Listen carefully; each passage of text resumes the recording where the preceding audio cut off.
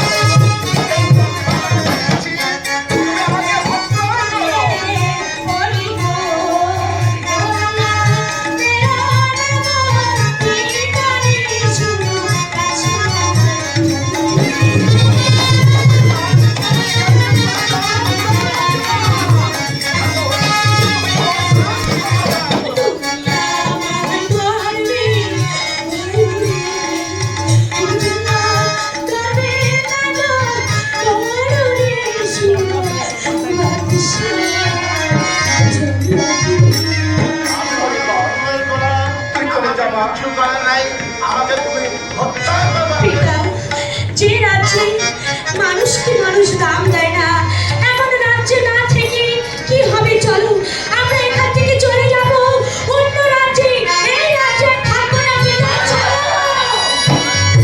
কোথায় পাবে তোমাদের বন্ধু? সাহেবকে এখন হত্যা করা হয়নি কেন?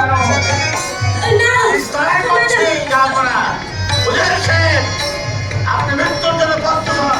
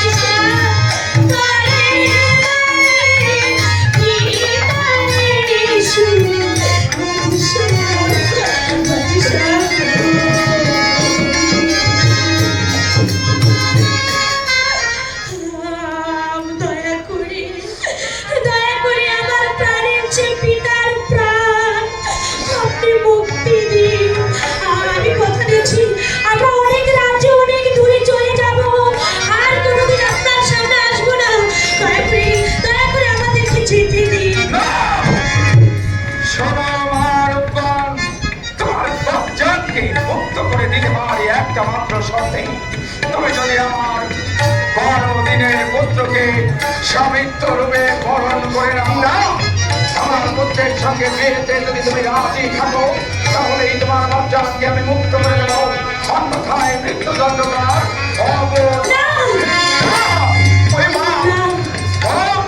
আমার প্রস্তাবে তুমি রাজি? আপনি সত্যি বলছেন? হ্যাঁ, আপনার কষ্ট আমি যদি মেনে নিই, আমার পিতাকে আপনি মুক্তি দেবেন। আমি কথা দিচ্ছি, আমার পুত্রকে তুমি যদি স্বামী রূপে কবুল করে নাও, তাহলে তোমার বাচ্চাকে আমি মুক্ত করে দেবো। না, তুমি ওই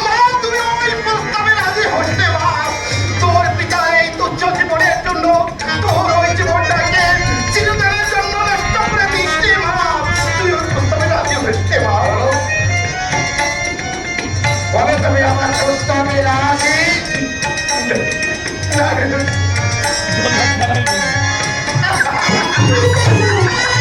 পিতা, আমি আপনার কিছু বলতে দিব না পিতা। আপনার মেয়ে বেঁচে থাকতে তার পিতা কিছু করতে পারে না, এই কখনো করতে পারে না। আমি আমার প্রাণকে খুলে আমার প্রাণের চেয়েও পিতাকে আমি রক্ষা করবো। তাহলে আমার প্রস্তাবে তুমি রাজি? আমি মানে আমি আপনার না রাজি হইতে মা, তুই রাজি হইতে।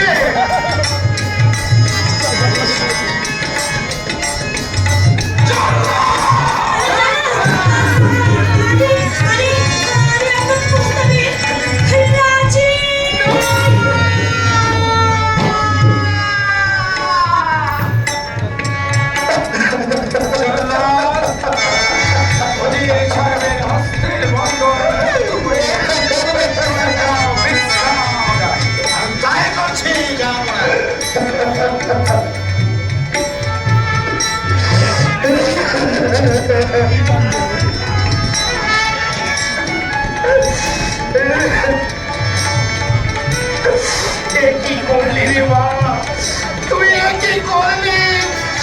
আমি বৃদ্ধ মানুষ, তোর বৃদ্ধ পিতার জন্য তোর জীবনটাকে তুই নষ্ট করে ফেলি।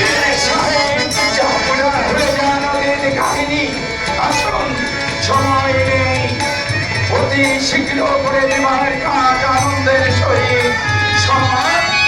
আনন্দ